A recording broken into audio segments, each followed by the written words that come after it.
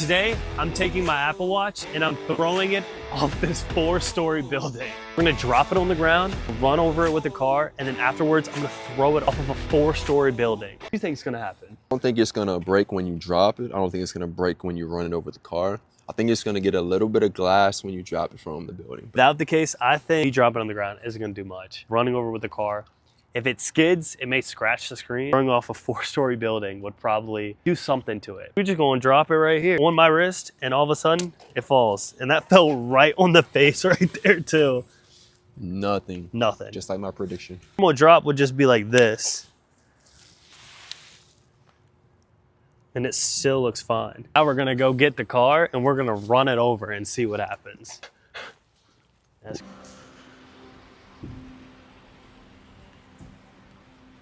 Just like I thought. Not it. We just rolled over it slow and it's completely fine. Let's go a little faster.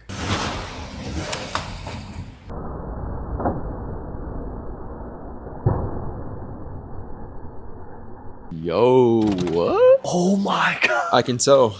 Yeah. Oh my God. Oh, yeah, it did. Yeah, and it actually did push down that whole screen. So that screen, the back looks a little scratched up, but that front is destroyed. Let's go upstairs. I brought a second watch. This is a $10 TikTok shop watch that I'm gonna take and I'm gonna throw this one off the 4-story building. Now, got both watches.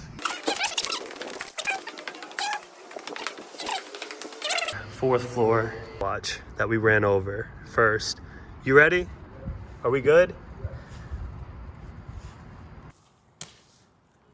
Hold on. Oh, shoot. Number 2. The second one. That one actually sounded bad. Oh, whoa. Oh, my goodness. Oh, them diamonds is dancing. Dancing.